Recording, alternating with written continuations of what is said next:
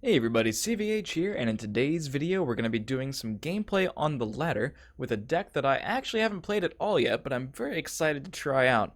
I named this deck Beatdown Crusader because that is what the person who built the deck named it, and it is an Aggro Crusader deck that has a lot of very interesting card choices in it. This was made by a player who goes by X9 in the game, posted on Legends decks. I'm excited to try this deck out because it's not often that something comes along that looks substantially different from what we've been seeing for the past few months in Elder Scrolls Legends. While the card pool expanded with the fall of the Dark Brotherhood, a lot of things have remained somewhat similar to what we've been expecting since the core set, and we've been playing since, closed beta for some people, beginning of open beta for me.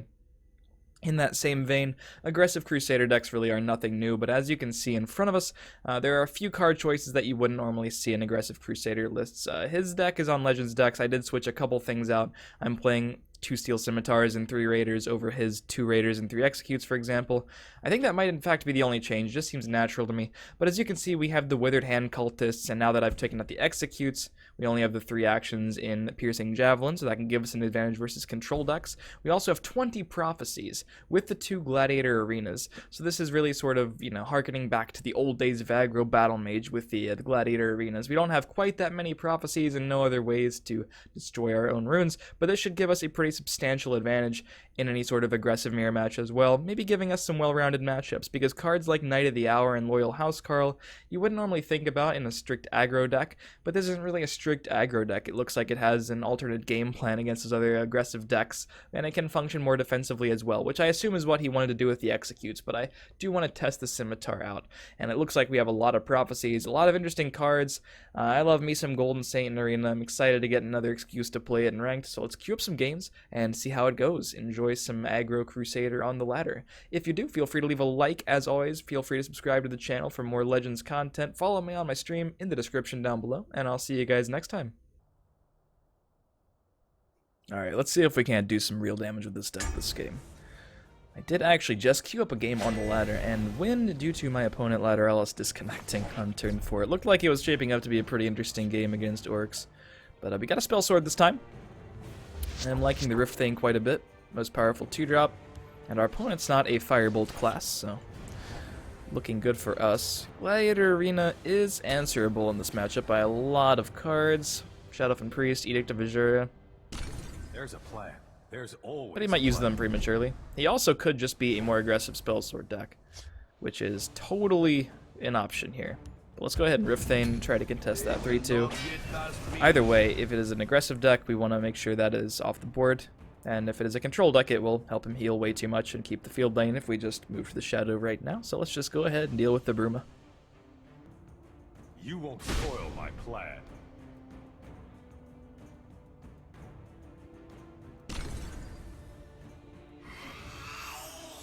That kind of solidifies that this is going to be a more aggressive deck here. One potentially interesting line, depending on if we think Execute's super likely, that we could take is Rift Thane right now in the left to get the 2-4 guard, and then go face for 4, and then favorably trade with the 2-4 instead, allowing ourselves to push for that much more damage. That's rather interesting. Rather interesting indeed. Sets us up to be more likely to be getting the East March Crusader value. Let's give that a shot. We are letting him heal for a bit more, but we're avoiding that Haunting Spirit, which could be trouble. I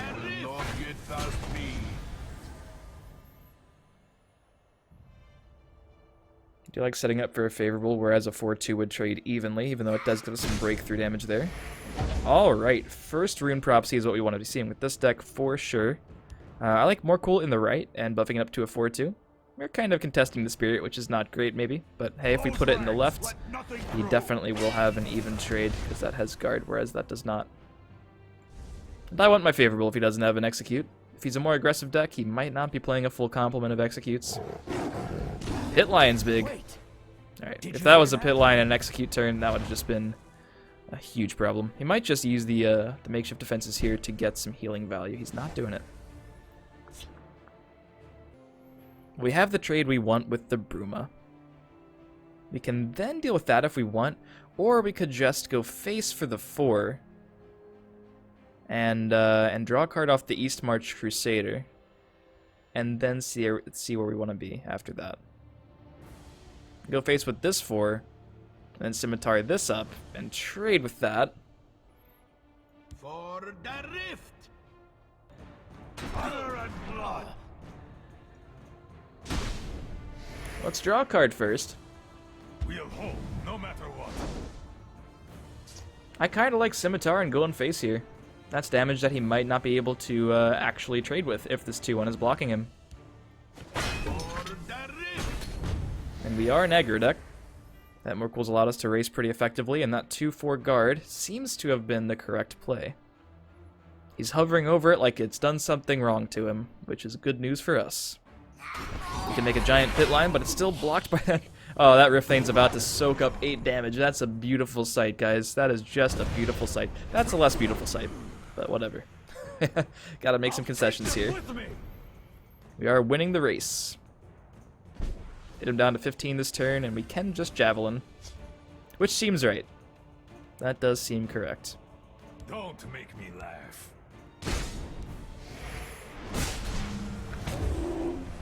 Looking like next turn is going to be double Withered Hand Cultist. If he's playing Token Spellsword, which it looks like he is, we definitely have the Edicts we can target. Imperial Reinforcements, not unlikely. Scouting Patrol, not unlikely. Javelin, Execute. Various actions that we could be making more annoying to play. Or impossible. Double Withered Hand Cultist doesn't just make things annoying, it makes things downright impossible. Then we can use our remaining cards to deal that extra damage to him. Not quite in time with the Withered Hand Cultists. Your orders. Your orders. But I mean, he's an effective 11 right now. And I don't really care if I won't be able to play my Javelin. Don't make me laugh. At least I hope I don't care too much. Face race in the Shadow Lane, I like it, I think. Tawaka watches over. Tawaka watches over me. Because we just don't need our Piercing Javelin. I hear and obey.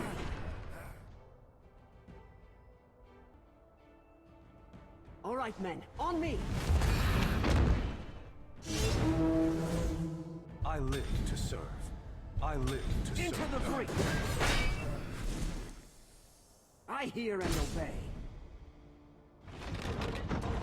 Ah yeah, the makeshift defense is still a thing. Definitely still a thing. Could just use our Underworld Vigilante to go face for 4 here. We're trading with guards, but we're not losing our guys, which is nice. That Tellius is getting rather huge. But since I have double cultist, I don't even have the option to answer it. I don't think it's huge enough to really be concerned about yet. Vigilante's really not good against that 1-1. But I need the damage, I think. There's nowhere they can hide. This should be good. Just play out the Ravager. That lane is kind of lost now. These trade with everything. But he needs to find some additional ways to clear my damage, because as of right now, we'll be left with 7 on board, and he's at 7 life. I'll take them with me.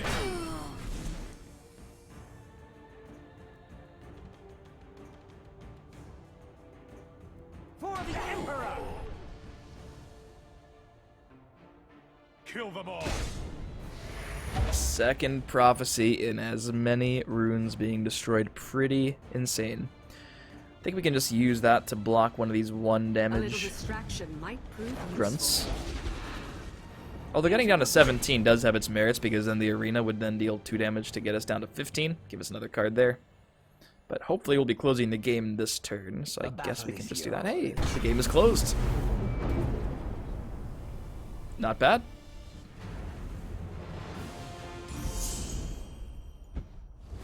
Prophecy is really shining in that matchup.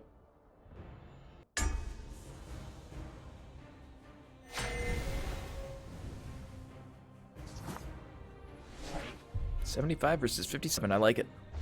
Warrior could mean aggro, could mean mid-range, could mean control nowadays. Who really knows? Greystone Ravager does get pinged off by things like Rapid Shot, but it is a 2, and we can't really be too greedy here. We really want to start with a 2-drop. But to think about things like Rapid Shot and Skaven, I will probably be starting with the 3-2 instead of the 4-1. But we might get some insight into his deck right here. Alright, it's Orc Warrior. Now we know. That would have been really nice last turn. Ugh, playing that turn 1 into the field lane would have made that a horrible, horrible play. But it's slightly less horrible now. Guess we can just use the Protector, get that trade going. We'll see how they like someone who fights I back. do want to stay ahead in life. Well, I want to be ahead in life on turn 6. That's all I know. You get one shot. Make it good. Oh, the Ring of Magica. Why do you do this to me, Ring? Oh, that is so brutal. Well, the issue with racing is that his deck is really good at it. And I'll be kind of banking on a prophecy. Or many prophecies, rather. But Greystone Raider in the right doesn't seem that bad. And using 2 guys to clear there, leaving him with the initiative. If he has a Bankrai Butcher, I'm not sure what exactly I do with that. But that is a problem card. The first thing he trades in is always this, so I have to play 2 things in left if I want to deal with the 2-2. If I even can. He might have a ping, might have another Stone Shard. That would be terrible no matter which lane I'm in. That would just be the worst. But I do not mind trying to race. Ah, this is a critical turn. Hopefully this isn't the wrong decision. We'll give it a shot, though. We'll give it a shot and try to bank on a prophecy. If I didn't have 20 prophecies in this deck, I would not be doing this. I would be playing in the left. If we get one here, though, we can then use that to trade in the left. Oh, Tyr, thank you. Like our odds. I am not totally sure about our odds, but I'm liking them a little bit more than I did before you popped up for free. That is easily... Well, is it easily the best? Yeah, because it has Breakthrough too. Forget House Carl. We're dealing the Breakthrough, setting up for Saint. Oh, why make the right call when you can just live on a prayer of RNG? Well, it's not really RNG, it's just variance. And that is pretty good. Not a bad Morkel. He was clearly planning on doing something else there. Maybe he was planning on playing the Butcher, but now he's trying to protect the clan captain. I'm liking the top deck Rifthane too. I really am. We have to play it before we break that rune, obviously. Before we destroy that rune, so we can get the 2-4 guard. We can play both of these in the left. Or we could play this in the right and really just go all in on the race. At best, this is going to trade with a 3-1. How good is that? How good is that? This is potentially going to double trade. I guess that's better. He just used a Morkel. Maybe he doesn't have another one. Let's do this. Steals 3. Brave meeting.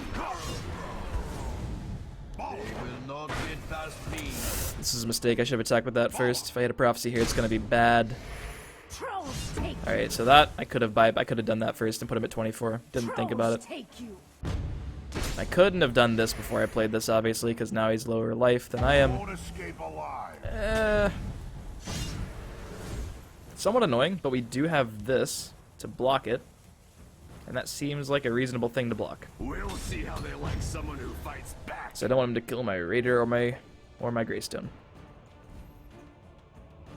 I am okay with him killing Preserver if he Protector if he attacks it, and then I attack the defender back.